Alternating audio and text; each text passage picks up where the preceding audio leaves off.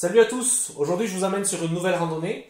Cet été on est parti avec deux amis à moi et leurs chevaux pour faire le chemin des étoiles, qui est un circuit équestre qui traverse le département. Bon, c'est un circuit équestre qui n'existe plus actuellement, en tout cas pour la partie après Lourdes. Donc j'ai passé plus d'1 an à faire des repérages pour être sûr que ça passe avec les chevaux et pour être sûr qu'on puisse faire ça en sécurité. Donc ça a été un gros projet pour moi parce que c'est la première fois que je partais sur un trajet aussi long et sur une randonnée aussi compliquée avec deux personnes en plus. Mais je suis content de ce que ça a donné. Je vais vous laisser découvrir les images. Alors vous allez voir aussi que j'ai une caméra embarquée sur la tête tout du long.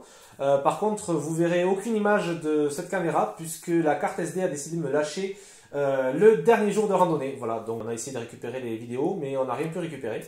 Donc il m'a manqué quelques images notamment sur les grosses montées où je ne pouvais pas utiliser cette caméra là et j'en suis désolé, voilà. Mais j'espère que la vidéo va vous plaire et puis je vous laisse avec mon mois de cet été. Bon visionnage.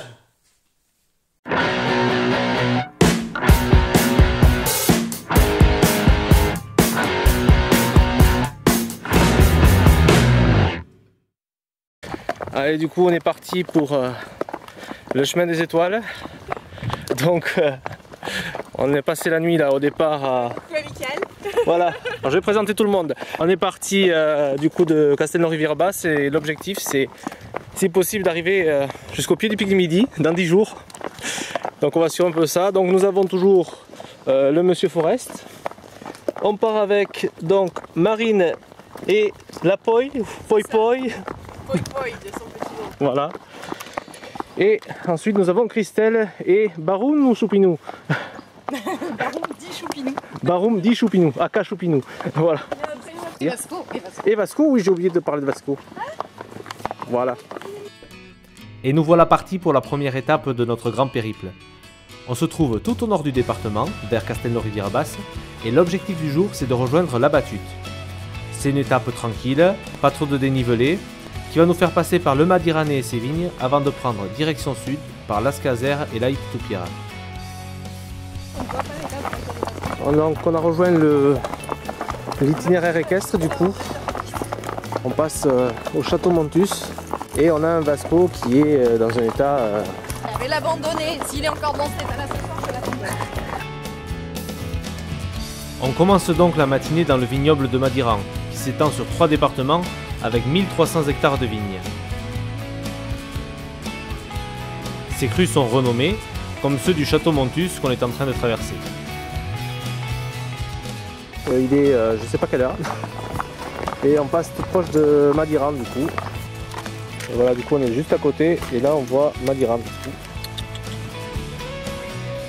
Un peu de stress se fait sentir en ce début de parcours. Enfin, surtout pour moi.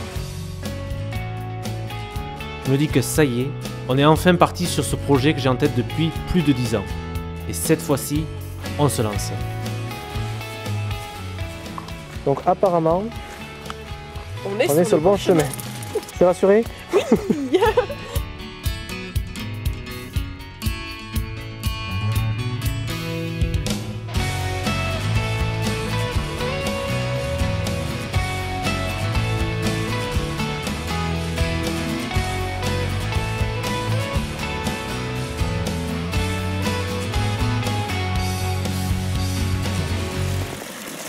Il veut boire ton cheval, c'est bien. Ouais. Voilà. Et ben, il y a une première atout. C'est ça.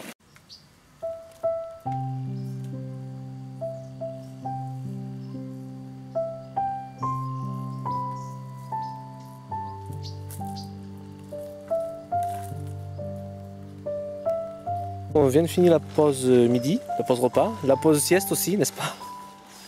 Et du coup, on va pas tarder à repartir.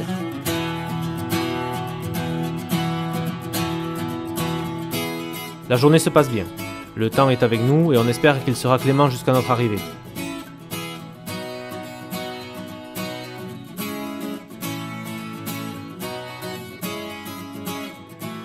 Les chevaux s'entendent bien, le moral est bon et la route est déjà très belle. Ça promet pour la suite.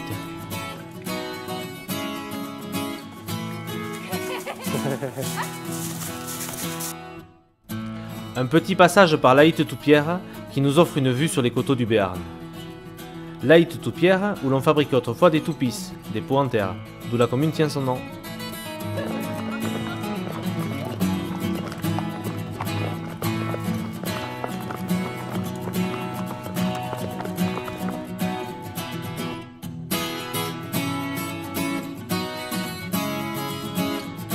On a même pu s'arrêter pour profiter des légendes du coin.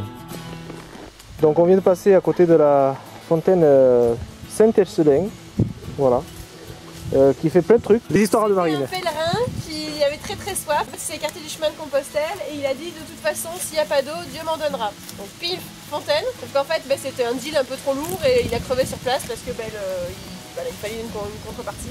Mais du coup il avait plus soif. Et du coup il n'a plus jamais eu soif. Ce soir, l'intendance nous rejoint pour la première fois et on va pouvoir profiter de notre soirée à notre premier point de chute.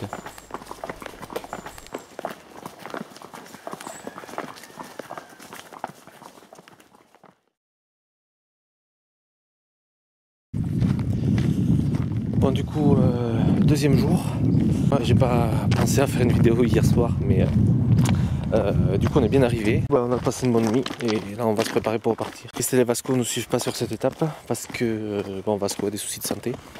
Donc on va le faire revenir à l'intendance et puis il nous rejoindra ce soir. Voilà, et voilà qui c'est qui m'appelle. C'est Forest qui a eu sa ration.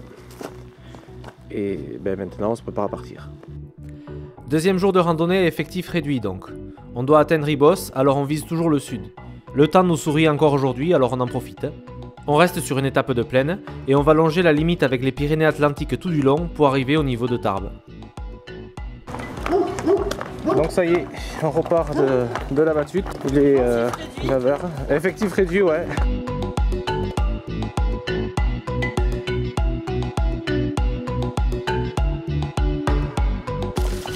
Du coup on a rejoint le GR110 il y a un moment. Et là on vient de passer la route de Vic avec un peu de circulation, mais bon. Et on continue. En première difficulté sur le chemin, et Marine est un peu rabat-joie, elle me dit bon finalement il y a un sentier qui contourne. Donc ça va, difficulté gérée. Allez Fofo.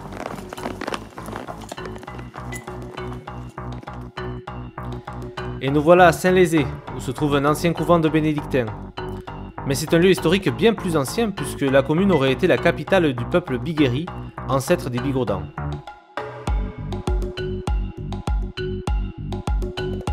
Nous n'aurons malheureusement pas le temps de profiter de ces vestiges, mais je note ça pour un prochain épisode.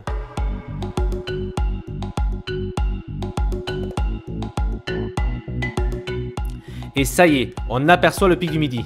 Enfin, du moins sur la table d'orientation.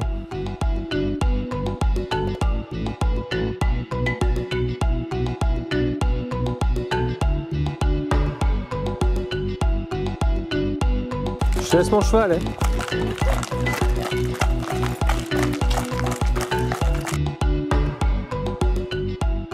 On a bien avancé ce matin. Les courbatures d'hier se font un peu sentir, mais c'est supportable. Le chemin était très boisé et risque de l'être encore plus cet après-midi. Donc ça y est, la pause repas est finie et on est reparti. Allez Fofo, on y va. Allez. Et donc là on passe juste à côté, hop, de l'abbaye de Tarastex. Elle est là-bas derrière. Alors là, si vous n'aviez pas remarqué, Forest et moi nous sommes en terrain connu. Après l'abbaye de Tarastex, on s'enfonce dans le bois du Commandeur, où on a tourné notre première vidéo.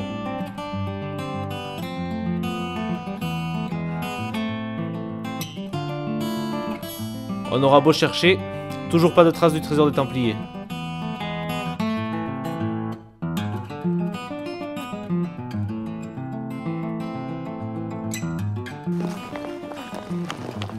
Le bois du Commandeur, c'est un peu le western.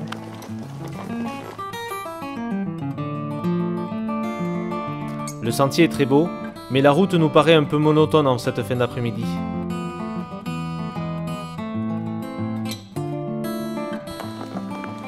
Donc voilà, du coup, on va pas tarder à quitter les crêtes du bois du Commandeur. Et puis on va redescendre tranquillement sur Ribos. Il nous reste, je sais pas, je dirais 3-4 km. Coup de bol. On arrive en même temps que Christelle et Baroum. La journée s'est bien passée et on se retrouve à nouveau tous les trois.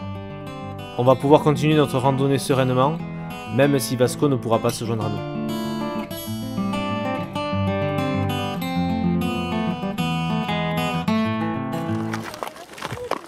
Bon, il est 9h30 du coup. On part pour le jour 3. 35 km. Et il devrait faire des averses, c'est ça Marine?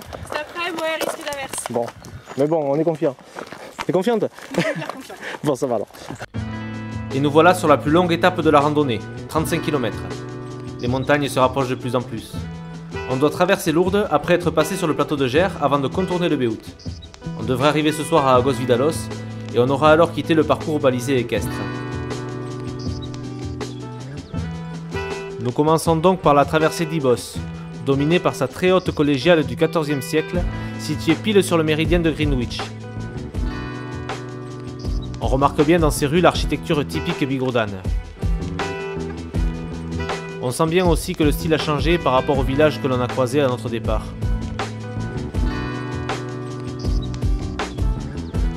On n'a plus ensuite qu'à entamer notre montée vers le plateau de Gers.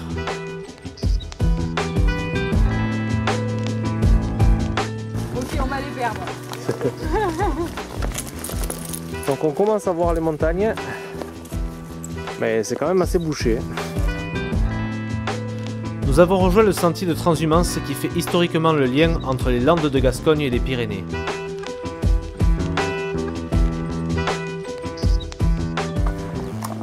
Bon ben, grosse déception de la journée. On est passé à côté d'un endroit qui faisait de vente directe de merveilles. Et ben, c'était fermé, voilà. On n'aura pas les merveilles.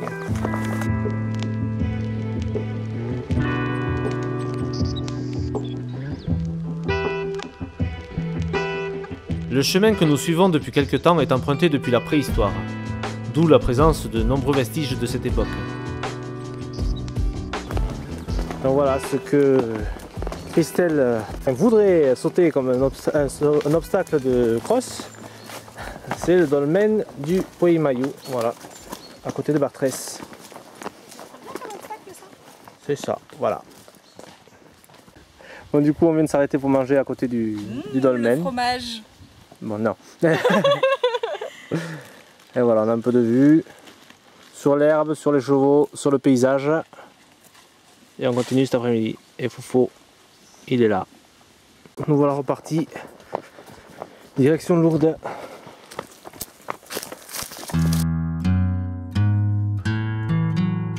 La fatigue des premiers jours commence à se faire sentir alors que nous arrivons à Bartrès. Mais les chevaux peuvent enfin se désaltérer après des kilomètres sous la chaleur. Les points d'eau étaient tous asséchés.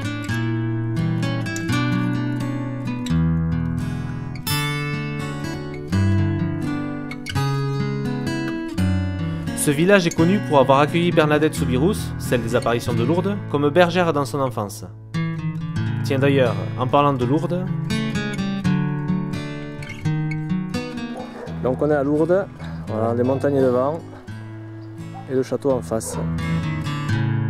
Il nous faut donc traverser Lourdes et son trafic. Avant même sa vocation religieuse, la ville était importante de par sa situation géographique, au carrefour de plusieurs vallées. Les derniers kilomètres sont harassants, et nous profitons bien peu du paysage de plus en plus montagnard que nous traversons. Nous le savions, l'étape est longue et nous avons fait le plus dur, mais il nous faut toute notre volonté pour finir d'arriver. Voilà, après un peu de marche, on a rejoint la vieille route de Lourdes. On va direction Argelès et on s'arrête à Agos Vidalos. Et on passe à côté des carrières du Pibest, qui signifie une chose, c'est qu'on est bientôt arrivé.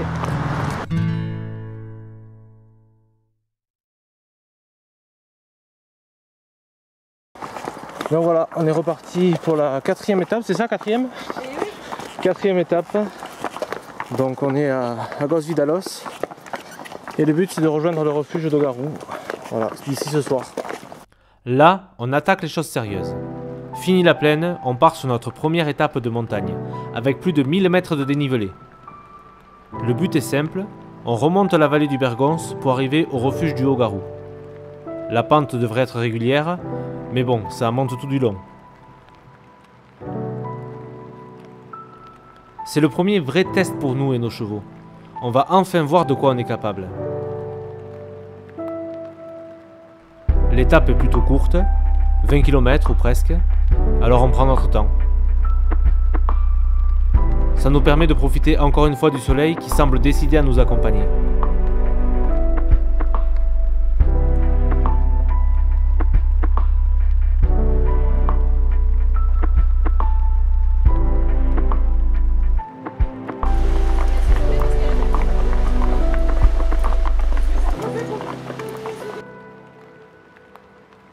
On va passer la journée à longer la réserve naturelle du Piy-Best, réserve de plus de 5000 hectares, la plus vaste de France.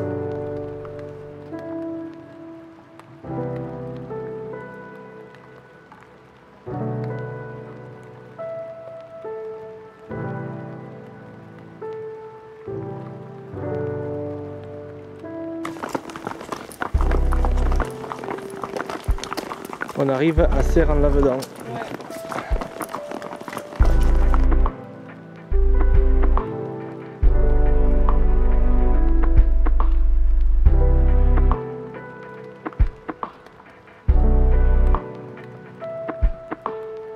Depuis le premier jour, c'est la première fois qu'on voit le pic du Midi là-bas.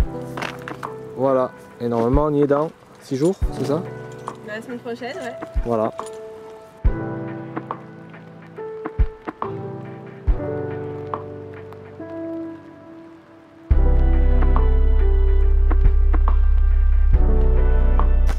Allez, on vient de finir la pause repas, on est reparti, il reste, je sais pas, 6 ou 7 km.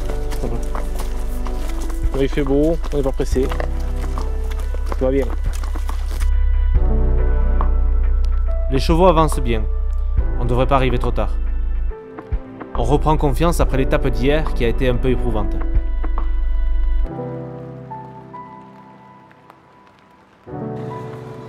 Plus qu'une bonne nuit de sommeil et demain on attaque les cimes.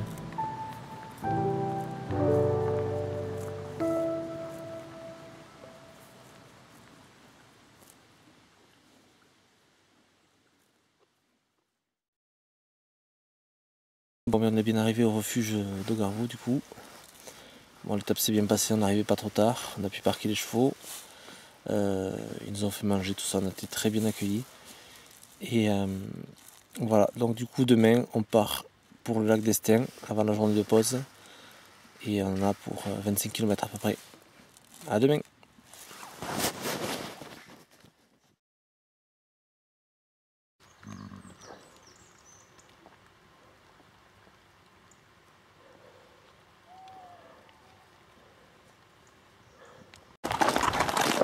Allez, du coup on est lundi, 5e jour de rando. On vient de quitter le refuge au Garou. Et on va jusqu'au lac d'Estaing. Voilà, on est en dessous du pic de Bazès. Le programme pour ce 5e jour, l'étape la plus longue qu'on aura à faire en montagne. Un peu plus de 25 km et toujours plus de 1000 mètres de dénivelé positif. Un dernier effort avant le jour de pause du lendemain au lac d'Estaing.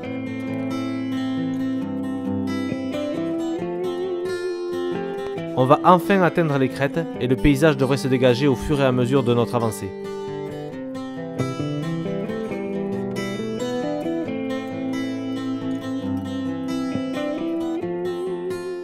Donc voilà, on vient d'arriver au col de Bazès, c'est-à-dire le pic, non, le pic il est là. Nous on est au col.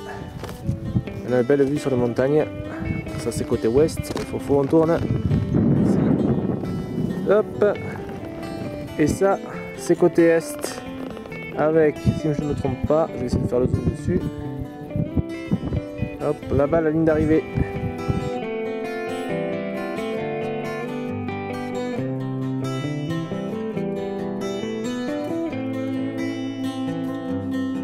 Les chevaux sont toujours en forme et le gain en altitude n'a pas l'air de les perturber.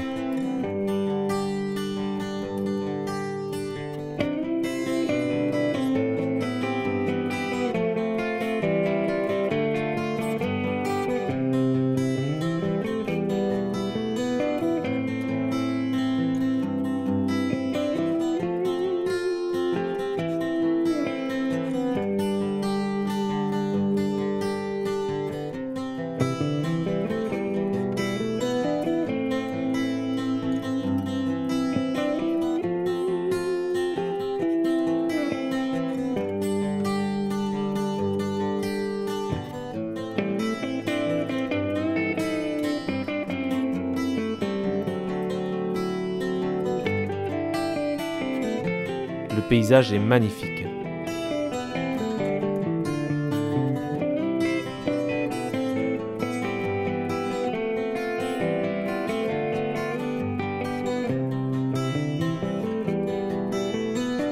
Nous en profitons pour traverser la route des cols au niveau du col du Soulor. C'est aujourd'hui aussi qu'on change de cap. Fini le sud, on part à l'est.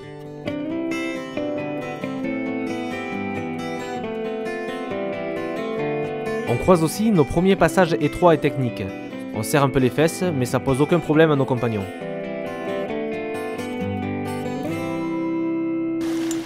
Donc voilà, on a fait la pause de midi à côté du ruisseau. Puis on redescend, on recommence la descente vers Reims.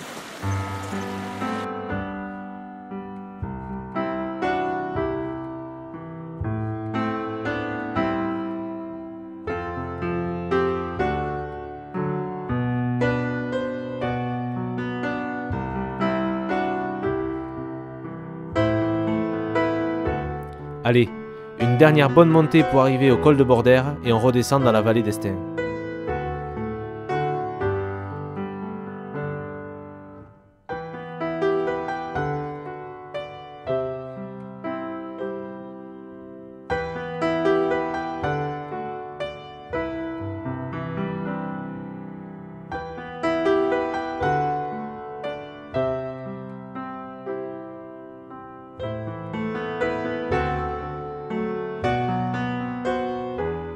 Voilà, il ne reste plus qu'à suivre la route jusqu'au lac.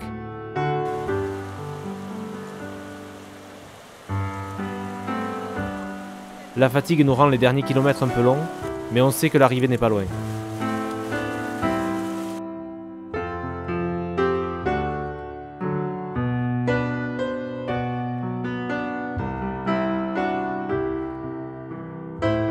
Demain, on coupe. Une journée de pause bien méritée après avoir fait plus de la moitié du trajet.